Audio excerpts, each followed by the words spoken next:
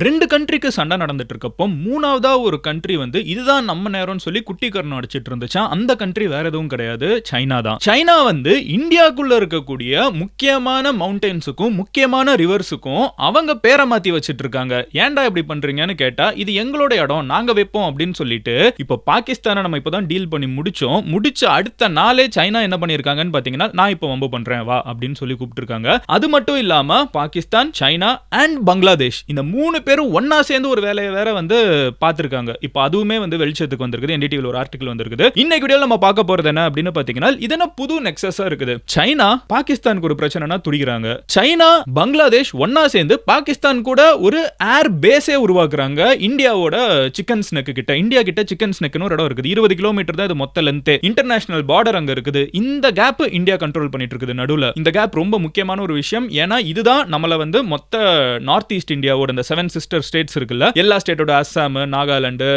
மணிப்பூர், மிசோரம் இதோட எல்லாம் கனெக்ட் பண்ற இந்த ஒரு முக்கியமான இடத்துக்கு பேர் தான் சிக்கன் ஸ்னெக். அந்த நெக்ல இருந்து 20 கிலோமீட்டர் தூரத்துல சைனா, பாகிஸ்தான், பங்களாதேஷ் மூணு பேரும் ஒன்னா சேர்ந்து ஒரு ஏர்பேஸ் கிட்ட பேசிட்டு இருக்காங்க. என்ன நடந்துட்டு இருக்குது இன்னைக்கு வீடியோல நான் டீடைலா உங்ககிட்ட சொல்ல போறேன். Let's get started. பட் அதை பார்க்க ஆரம்பிக்கிறதுக்கு முன்னாடி இந்த மாதிரி வேர்ல்டு ஃபுல்லா நடக்கக்கூடிய எல்லா விஷயமும், எஸ்பெஷலி இந்தியா சம்பந்தமா நடக்கக்கூடிய எல்லா முக்கியமான விஷயமும் மெயின் ஸ்ட்ரீம் மீடியால நீங்க பார்க்க மிஸ் பண்ண விஷயங்களை கூட என்னால உங்ககிட்ட டெய்லி 10 நிமிஷத்துல வந்து சேர்க்க முடியும். பட் அப்படி சேர்க்கிறப்போ நீங்க அதை டெய்லி பார்க்கணும்னு நினைச்சீங்கன்னா மதன் கௌரி சேனலை சப்ஸ்கிரைப் பண்ணி எம்ஜி ஸ்குவாட்ல சேருங்க. அப்பனா தான் யூடியூப் அல்கோரிதம் கரெக்ட்டா கண்டென்ட் அவங்க கிட்ட வந்து சேர்க்கும். இப்போ நம்ம பார்க்க ஆரம்பிக்கலாமா? ஹலோ எவ்ரிவான், நான் Madan Gowri and hello my dear MG squad.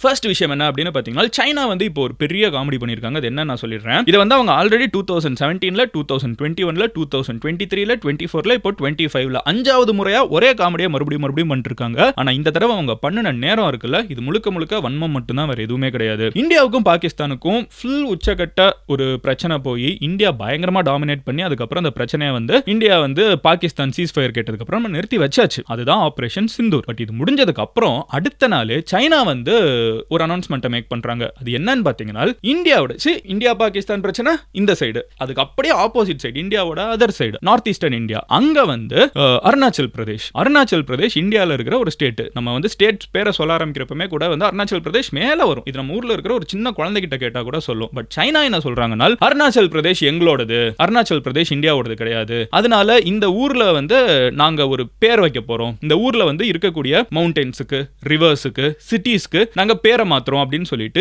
27 பேர், 1-2 பேர் கிடையாது, 27 நேம்ஸ் வந்து சைனா இஷ்டத்துக்கு வச்சிருக்காங்க. இதை வச்சு முடிச்ச உடனே இந்தியா சைட்ல இருந்து ஸ்ட்ராங்கான அப்போசிஷன் கிளம்புது. அதுக்கப்புறம் அவங்களோட சைனீஸ் கவர்மெண்ட் இருக்காங்கல்ல, அவங்க சைட்ல இருந்து என்ன சொல்றாங்கன்னா, நாங்க வந்து எங்க நாட்டுக்குள்ள பேர் வைக்கிறத வந்து யாரும் கேட்க முடியாது அப்படின்லாம் பேசியிருக்காங்க. But ministry of external affairs India சைட்ல இருந்து ரொம்ப தெளிவா சொல்லியிருக்கிறது, அருணாச்சல் பிரதேஷ் இந்தியாவோடதா தான் இருந்துச்சு, இந்தியாவோடதா தான் இருக்குது, இந்தியாவோடதா தான் இருக்கும். இதுக்கு சைனா வந்து திடீர்னு பேர் வச்சு உங்களோடதுன்னு சொல்லிக்கிட்டதுலாம் வந்து ப்ரிபாஸ்ட்ரஸ். இதெல்லாம் வந்து சும்மா அடிச்சு விடுறது, இது வந்து தேவையில்லாத வேலை. சைனா வந்து இந்த வேலையை பார்த்துட்டு இருக்காங்கிறத இந்தியா ஸ்ட்ராங்கா ரெஜிஸ்டர் பண்ணியிருக்காங்க. பட் நம்மளுக்கு ஒரு டவுட் இருக்கும், எப்படி அருணாச்சல் பிரதேஷ் முதல்ல சைனாவோடதுன்னு சொல்றாங்கிற ஒரு கேள்வி இருக்குல்ல. காஷ்மீர் கதை நம்ம நிறைய பேருக்கு தெரியும். பட் தெரியாத ஒரு கதையை நான் சொல்றேன், மெஜாரிட்டி மக்களுக்கு தெரியாத ஒரு கதையை நான் சொல்றேன். சோ ஒரு 100 இயர்ஸ்க்கு முன்னாடி ஃபிளாஷ்பேக் போட்டோம்னா, பிரிட்டிஷ் இந்தியா இருக்குது, இந்தியாக்கு என்ன சுதந்திரம் கிடைக்கல. சோ அந்த காலகட்டம் பிரிட்டிஷ் இந்தியா இருக்குது, டிபெட் இருக்குது, சைனா இருக்குது. இந்த டிபெட் அப்படிங்கிற ஒரு பகுதி வந்து தனி நாடு, ஓகேவா. ஆனா சைனா என்ன சொல்றாங்கன்னா, அது எங்களோடது அப்படின்னு அவங்களுக்குள்ள வந்து ஒரு பேசிக்கா பேச்சு லெவல்ல அவங்க தனி கண்ட்ரியா இருக்காங்க. பட் சைனா அவங்களோடது அப்படின்னு சொல்லி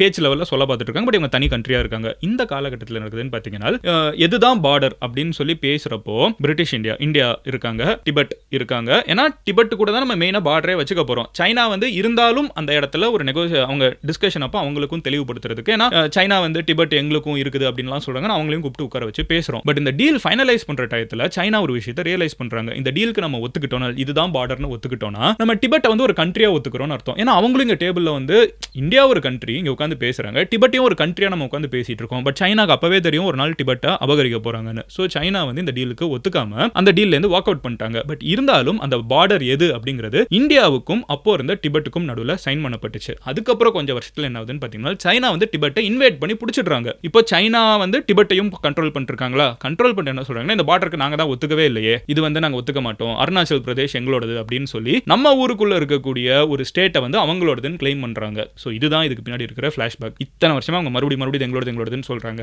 நம்ம மறுபடியும் இங்க பாருப்பா, இன்டர்நேஷனலா இது ஒத்துக்கிட்ட விஷயம்னு சொல்லி சர்டிபிகேட்டை காமிக்கிறோம், நம்ம வந்து மேப்பை காமிக்கிறோம். பட் சைனா ஒத்துக்காம இது எங்களோடதுன்னு இத்தனை வருஷமா சொல்லிட்டு இருக்காங்க. அதோட முயற்சி முயற்சியா தான் இந்த பேரெல்லாம் மாத்துற மாதிரி சாஃப்ட் பவர்ல ஏதாவது பண்ணிக்கிட்டே இருக்காங்க. நம்ம ஊர்ல அதெல்லாம் செல்லாதுங்கிறது தான் யதார்த்தமான ஒரு உண்மை. சைனா அதோட நிறுத்தல. சைனா பேக்ரவுண்ட்ல இன்னொரு வேலையை பார்த்துட்டு இருந்திருக்காங்க. இப்போ அது வந்து நம்மளோட ரேடார்ல ரொம்ப விசிபிளாவே விழ ஆரம்பிச்சிருக்குது. நம்ம ஊர்ல மெயின் ஸ்ட்ரீம் மீடியாவே ரிப்போர்ட் பண்ண ஆரம்பிச்சிருக்காங்க. இது என்னன்னு பாத்தீங்கன்னா, இப்போ நம்ம எல்லாருக்குமே தெரியும், இந்த சைடு சைனா, பங்களாதேஷ், சோ இந்தியாவுக்கு ஒரு சைடு பாகிஸ்தான் இருக்குது. அப்படியே இன்னொரு சைடு பாத்தீங்கன்னா நம்மளுக்கு இருக்கிறது மேல சைனா இருக்குது, கீழே பங்களாதேஷ் இருக்குது, நடுவுல இந்தியா இருக்குது. நம்மளோட ஒரு சிக்கன் ஸ்னெக்னு சொல்லப்படக்கூடிய ஒரு சின்ன ரோடு இருக்குது. இந்த சைடு வந்து அகைன் நம்மளோட 7 சிஸ்டர்ஸ் இருக்காங்க. இந்தியாவோட மேப்பை பார்த்தப்போ நம்மளுக்கு தெரியும் கரெக்டா. சோ இந்த மேல பாத்தீங்கன்னா இருக்கக்கூடிய சைனாக்கு வந்து கீழே இருக்கக்கூடிய பங்களாதேஷ்ல இருந்து ஒரு ஃபிளைட் கிளம்பி போகுது ஒரு 2-3 மந்த்ஸ்க்கு முன்னாடி. இதுல வந்து யோனஸ் அவங்க போறாங்க. அவர் தான் வந்து இப்ப பங்களாதேஷோட கேர் டேக்கிங் ஹெட்டா இருந்துட்டு இருக்காரு. அங்க கவர்மெண்ட்டுக்குள்ள நிறைய பிரச்சனை, மக்களுக்கும் பங்களாதேஷ்ல நிறைய பிரச்சனை ஆல்ரெடி வீடியோலாம் பேசியிருக்கோம். இப்போ வந்து அங்க ஒரு டெம்பரரி கவர்மெண்ட் இருக்குது, கேர் டேக்கிங் கவர்மெண்ட் இருக்குது. அதோட ஹெட் வந்து சைனாவுக்கு போயிட்டு சில விஷயங்களை வந்து அங்க பேசுறாரு. முதல் விஷயம் என்னன்னு பாத்தீங்கன்னா, தேவையில்லாத ஒரு வார்த்தை என்ன விட்டுறாருனா, நார்த் ஈஸ்ட் இந்தியா இருக்குல்ல, இந்த 7 சிஸ்டர்ஸ் இருக்காங்கல்ல, 7 சிஸ்டர்ஸுக்கு பங்களாதேஷ் தான் வந்து கடலுக்கு இருக்கக்கூடிய ஒரே வழி. அதனால வந்து இந்த இடத்தை நம்ம ஸ்ட்ரென்த் ஆக்கணும்னு சொல்லி சைனா கிட்ட சொல்றாரு. இதை யார்கிட்ட சொல்லணும்? இந்தியா கிட்ட சொல்லணும். ஆனா அவர் யார்கிட்ட சொல்றாரு? சைனா கிட்ட சொல்றாரு. அது மட்டும் இல்லாம இன்னொரு ஒரு விஷயமும் சொல்லியிருக்காரு. எங்க கிட்ட ஒரு ஏர் பேஸ் இருக்குது. அந்த ஏர் பேஸோட பேர் என்ன அப்படின்னு பாத்தீங்கன்னா, லால் முனிர் ஹட் அப்படின்னு சொல்லப்படக்கூடிய ஒரு பர்டிகுலர் ஏர் பேஸ். இது வந்து 1930ஸ்ல பிரிட்டிஷர்ஸ் வந்து உருவாக்கின ஒரு உலக போருக்காக உருவாக்கப்பட்ட ஏர் பேஸ். ஓகேவா? பிரிட்டிஷ் அவங்களோட அலையன்ஸ் எல்லாம் வந்து இறங்கி ஏறுறதுக்கு ஒரு ஏர் பேஸ் அன்னைக்கு இருந்த பிரிட்டிஷ் இந்தியால உருவாக்குனாங்க. இப்போ அது பங்களாதேஷ்குள்ள இருக்குது. இது இந்தியாவோட பார்டர்ல இருந்து 20 கிலோமீட்டர் தூரத்துல தான் இருக்குது. இந்த ஏர்பேஸை வந்து இதுக்கு முன்னாடி இருந்த கவர்மெண்ட் கூட எல்லாம் இந்தியா நல்லாலாம் பேசிட்டு இருந்துச்சு, எந்த பிரச்சனையும் கிடையாது. அப்ப அந்த கவர்மெண்ட் என்ன பண்ணாங்கன்னு பாத்தீங்கன்னா, இந்த இடத்துல நாங்க ஒரு காலேஜா மாத்துறோம் அப்படின்னு சொல்லிட்டு அந்த இடத்துல இடம்லாம் கொடுத்திருந்தாங்க. பட் இந்த புது கவர்மெண்ட் என்ன பண்றாங்க? டெம்பரரி கவர்மெண்ட் தான். இவங்க என்ன பண்றாங்கன்னா, சைனா கிட்ட வந்து இந்த ஏர்பேஸை நாங்க டெவலப் பண்ணணும்னு நினைக்கிறோம், எங்களுக்கு சப்போர்ட் பண்ணுங்க அப்படிங்கிற ஒரு விஷயத்தை அவங்க கேட்டிருக்காங்க. சைனா என்ன பண்றாங்க? இந்தியாவோட இந்த சைடு பார்டர்ல யோசிச்சு பாருங்க, இந்தியாவோட பாகிஸ்தான் சைடு பார்டர் கிடையாது, இந்த சைடு பங்களாதேஷ் சைடு பார்டர், அதுல இருந்து 20 கிலோமீட்டர் தள்ளி இருக்குது. இந்த பார்டர்ல பங்களாதேஷ் ஒரு ஏர்போர்ட் கட்டணும்னு சொல்லி சைனா கிட்ட கேக்குறாங்க. சைனா அதுக்கு வந்து சப் கான்ட்ராக்டரா வந்து பாகிஸ்தானை பிடிச்சிருக்காங்க. பாகிஸ்தான் கம்பெனி ஒருத்தவங்க வந்து சைனாவோட கைடன்ஸ்ல பங்களாதேஷ்ல ஒரு ஏர் பேஸ் கட்ட போறாங்க. இந்த ஏர் பேஸ் வந்து இப்போ நியூஸ் ரிப்போர்ட்ஸ்ல பாக்குறப்ப இந்த ஏர் பேஸ் வந்து ஒரு ஆர்ம்ட் ஏர் பேஸா இருக்காது, இது ஒரு கமர்ஷியல் ஏர் பேஸா இருக்கும். ஒரு ஏர்போர்ட் ப்ராப்பரா ஒரு கமர்ஷியல் ஏர்போர்ட்டா இருக்கும் அப்படின்னு சொல்லிட்டு ஆர்டிகல்ல வாசிக்க முடியுது. பட் இது அதுக்காக மட்டும் தான் யூஸ் பண்ணுவாங்களா, என்னென்ன இந்த இடத்தை வச்சு பிளான் பண்றாங்க, இதெல்லாம் வந்து இந்தியா ரொம்ப க்ளோஸா மானிட்டர் பண்ணிட்டு இருக்குது. சோ இது இவங்களோட கோல் என்னன்னு பாத்தீங்கன்னா, இந்த சிக்கன் ஸ்னேக் அப்படிங்கிறது தான் வந்து மெயினா இருக்கும். சிக்கன் ஸ்னேக் வந்து சாதாரண இடம் இல்ல, இந்தியா வந்து சும்மாலாம் வச்சிருக்கல. ஓகேவா? அந்த இடத்துல வந்து நம்ம பிரம்மோஸை வச்சிருக்கோம், ரஃபேல் வச்சிருக்கோம். One of the most protected Indian பார்டர்ஸ்னு நம்ம சொல்லலாம். ஓகேவா? சிக்கன் ஸ்னேக்குங்கிறது என்னன்னு சொல்றேன், மெயின்லேண்ட் இந்தியா. ஓகேவா? நம்மளோட தமிழ்நாட்டில இருந்து காஷ்மீர் வரைக்கும் இந்தியா மொத்தமா இருக்குது. இந்த சைடு குஜராத், அது கிட்ட வந்து பாகிஸ்தான், இதை விட்டுருங்க. இந்த சைடு நீங்க பாத்தீங்கன்னா இந்த வெஸ்ட் பெங்கால்ல வந்து ஒரு ஊர் இருக்குது. அந்த ஊரோட பேர் வந்து சிலிகுரி. ஓகேவா? இந்த சிலிகுரி அப்படிங்கிற ஊர் தான் வந்து இந்த சிக்கன் ஸ்பேஸ் இருக்கக்கூடிய சிக்கன் ஸ்னேக் இருக்கக்கூடிய இடம். இந்த சிலிகுரிங்கிற ஒரு இடம் பார்த்தீங்கன்னா, இந்தியாவோட மேப் வந்து அப்படியே இப்படியே சுருங்கி ஒரு சின்ன 20 கிலோமீட்டர் பேசேஜா போய் மறுபடியும் நார்த் ஈஸ்ட் வந்து அப்படியே வைட் ஆகும். இதுதான் மேப் கரெக்டா. இந்த சுருங்குற ஒரு இடம் இருக்குல்ல, அதுல க்ளோசஸ்ட் பாயிண்ட் பாத்தீங்கன்னா 20 கிலோமீட்டர்ஸ் தான். இந்தியாவோட பார்டர் இந்த சைடும் 20 கிலோமீட்டர், இந்த சைடும் 20 கிலோமீட்டர், ரெண்டு சைடும் வேற வேற நாடுகள் இருக்குது. இந்த சின்ன கேப்பை தான் வந்து சிக்கன் ஸ்னேக் அப்படின்னு சொல்லுவோம். இந்த சிக்கன் ஸ்னேக் வந்து ரொம்ப முக்கியமான ஒரு இடம் ஃபார் இந்தியா அண்ட் இன்டர்நேஷனலாவும். காரணம், இவ்வளோ பெரிய ஒரு நாடை 50 மில்லியன் மக்கள் வாழக்கூடிய நார்த் ஈஸ்ட்ல இருக்கக்கூடிய 7 ஸ்டேட்ஸோட கனெக்ட் பண்ணக்கூடியது இந்த 20 கிலோமீட்டர் தான். சோ இந்த 20 கிலோமீட்டர்ஸ் வந்து ரொம்ப ரொம்ப முக்கியமான ஒரு இடம். இவ்வளவு நாள் வந்து இந்த 20 கிலோமீட்டர்ஸ்ல பெருசா பிரச்சனை வராம தான் நம்ம பார்த்துட்டு இருந்திருக்கோம். பட் இப்போ அங்க ஒரு புதுசா ஏர்பேஸை கட்டுறாங்க பங்களாதேஷ். நம்ம இவ்வளவு நாள் பங்களாதேஷ்க்கும் இந்தியாவுக்கும் ரிலேஷன்ஷிப்ஸ்லாம் நல்லா இருந்துச்சு. ரீசெண்டா தான் அது ரொம்ப மோசமா போயிருக்குது. ஓகேவா? இன்ஃபேக்ட் பங்களாதேஷ்ங்கிற ஒரு நாடை உருவாக்கி கொடுத்ததே இந்தியா தான். கொஞ்சம் ஃபிளாஷ்பேக் போட்டு பார்த்தோம்னா இந்திரா காந்தி வந்து அப்போ எவ்வளோ ஒரு ஸ்ட்ராங்கான டிசிசிவான மூவ் எடுத்தாங்கன்னு நம்ம வாசிக்க முடியும். But anyway, coming back to topic என்னன்னு பார்த்தீங்கன்னா, பங்களாதேஷ்ங்கிற ஒரு கண்ட்ரியை உருவாக்கி இந்த இடத்துல அமைதியாக்குனதே இந்தியா தான். அப்போ இருந்த இந்திரா காந்தி கவர்மெண்ட். அதுக்கப்புறம் பார்த்தீங்கன்னா இப்போ பங்களாதேஷ் வந்து சைலண்டா என்ன பண்றாங்க, சைனாவோட டேக் டீம் போட்டு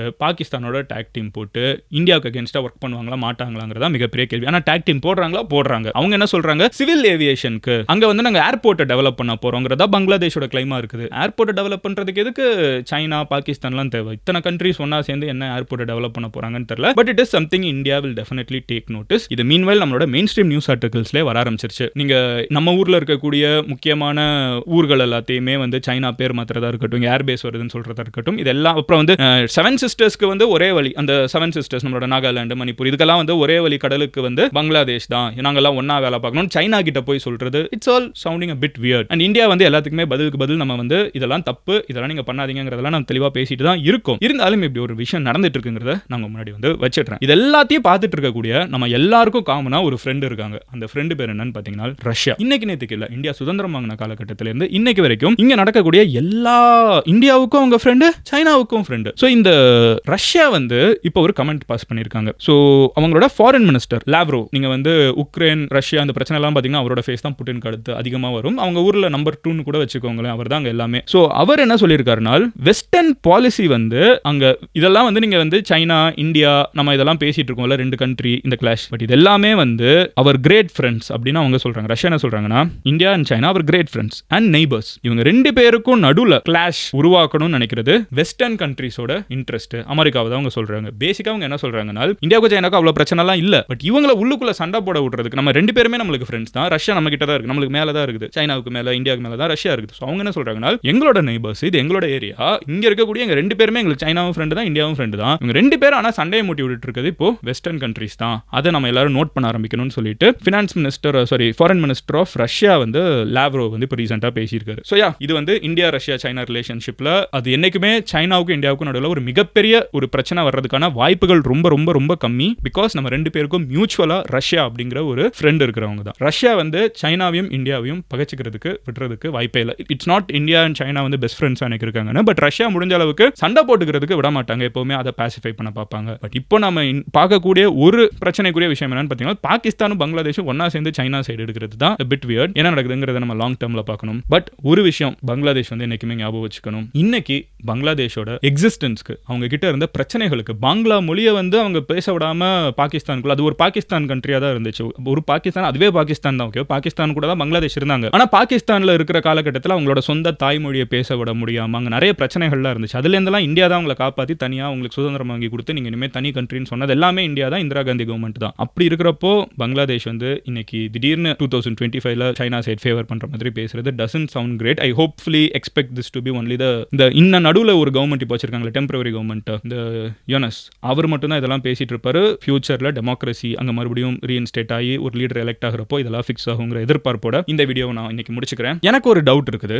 இந்த வீடியோ முடிகிற நேரத்தில் நான் உங்ககிட்ட கேட்கிறேன். இந்த இன்டர்நேஷனல் அஃபேர்ஸ்லாம் நம்ம கண்டினியூஸா பேசிட்டு இருக்கோம். எனக்கு ஒரே ஒரு டவுட், உங்கள யாருக்காவது வந்து இது வேணா வேற ஏதாவது மாத்தலாம் அப்படின்னு தோணுச்சுன்னா அது கமெண்ட்ல சொல்லுங்க. மெஜாரிட்டி மக்கள் வந்து வேணா வேற டாபிக் போலாம் அப்படின்னு சொல்லி கேட்டீங்கன்னா லெட்ஸ் ஸ்டார்ட் ஜம்பிங். நம்ம வந்து நிறைய பேசுறதுக்கு இருக்குது உலகத்துல, இதுதான் பேசணும்னு இல்லை, பட் இல்ல கண்டினியூ பண்ணலாம் அப்படின்னு நினைச்சீங்கன்னா எஸ் சொல்லுங்க. கண்டினியூ பண்ண வேணாம் வேற ஏதாவது போலாம்னு நினைச்சீங்கன்னா நோ சொல்லுங்க. ரெண்டையுமே கமெண்ட்ல சொல்லுங்க. மெஜாரிட்டி எஸ் வந்துச்சுன்னா இந்த பார்டர்ல என்ன நடக்குது இப்போ, ஆபரேஷன் சிந்தூர் முடிஞ்சு we are still fresh, there is lot going on in international borders, அதை பத்தி டீப்பா டைவ் பண்ணலாம். நோ சொன்னீங்கன்னா வேணாம், அதை விட்டு நம்ம மற்ற டாபிக் ரெகுலர் டாபிக்ஸ் போக ஆரம்பிச்சிடலாம் அர்த்தம். உங்களோட ஒப்பீனியனுக்கு நான் வெயிட் பண்ணிருக்கேன். ஸோ கமெண்ட்ல எஸ் ஆர் நோ ஒன் சொல்லுங்க. நாளைக்கு இன்னொரு வீடியோல பார்க்குறேன். until then bye, Madan Gowri signing off here. நீங்க பர்சனலா என்ன ஃபாலோ பண்றதுக்கு இன்ஸ்டாகிராம்ல மதன் கௌரின்னு சொல்லி சர்ச் பண்ணுங்க. இட்ஸ் a verified profile, நீங்க ஈஸியா அங்க வந்து ஃபாலோ பண்ண முடியும். love you all, take care, bye, cheers MGs.